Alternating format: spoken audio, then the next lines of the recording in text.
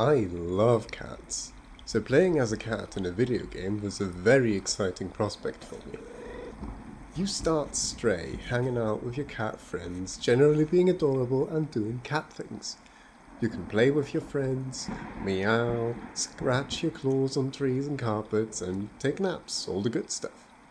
The care that went into the cat's handmade animations also is a work of love and full of wonderful little details cat lovers are sure to appreciate. Another thing Stray absolutely nails is the sense of scale. The camera is positioned behind your cat in third person and low to the ground. This succeeds in making you feel small, as does your ability and need to jump onto things to get a better view of your surroundings. Movement is very fluid, albeit simple. You can choose directions, run, and jump at specific points, though you can pretty much jump anywhere a cat could realistically be expected to jump to.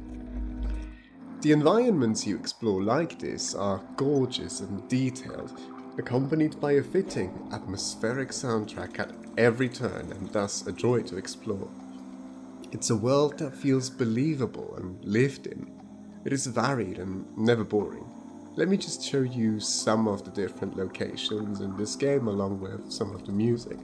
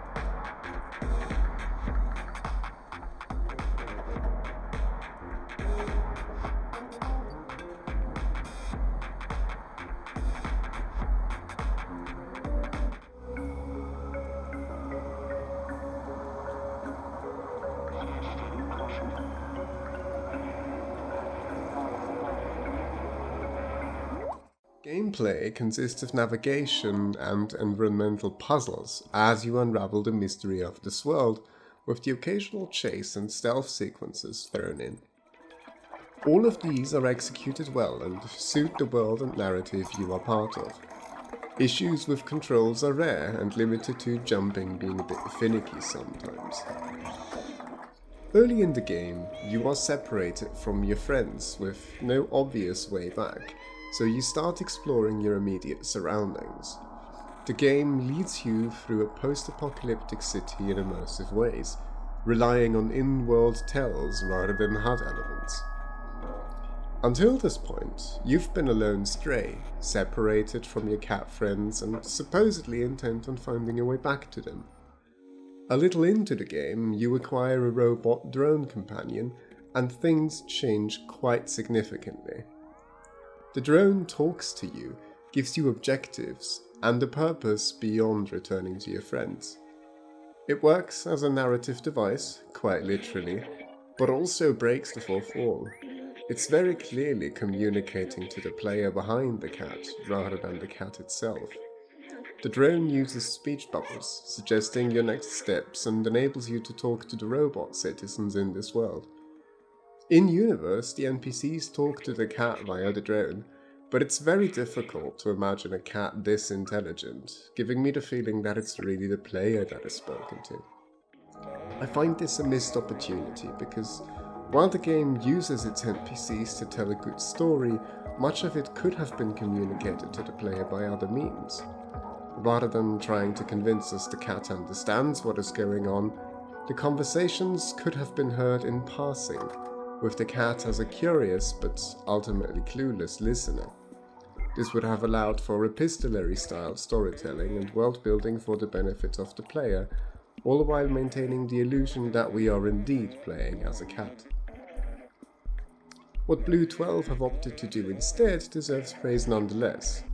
The bonds you form with the robot inhabitants of this world are meaningful, and it is interesting to learn more about them. Initially conceived as servants to humans, they are imitating human behaviors, both good and bad, now that their former masters have seemingly gone extinct. This works well to put human behaviors into perspective, and also shows how the robots have given it all their own little twist. Overall, this is a hopeful story about curiosity, longing, and freedom, and Stray tells it well and in a charming manner. You gain some abilities over the course of the game. Among these is a flashlight. Given a cat's excellent night vision, flashlight for dark alleys is entirely unnecessary from the cat's point of view. It is there for the benefit of the player in front of the screen. There could have been an on-screen effect changing the look of dark environments to simulate a cat's dark vision instead. These little immersion breakers are where, in my opinion, the biggest weaknesses of Stray lie. The game could make more use of the fact you play as a cat. Yes, you control one, but there are some missed opportunities in maintaining that immersion. And while we're on the subject of abilities, I wish the player had to use them a little more often, and I'm also not a fan of the game taking abilities away from you. There is a level where you gain a countermeasure against some of the game's enemies, but it is taken away from you after you complete the relevant portion of the game. This is okay insofar as these enemies do not show up again, and there is a narrative reason behind it all, but personally I would have preferred these enemies, and the upgrade to fight them, remained relevant and were combined with some of the game's later challenges. I should mention that Stray is a short game. You will likely complete it in around 4 to 5 hours.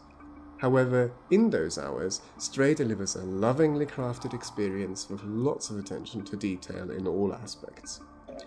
While I think there are a few missed opportunities, the game holds up very well, and is so well crafted you are sure to enjoy it if my criticisms don't deter you. Thus, I do recommend Stray if you are intrigued by the concept.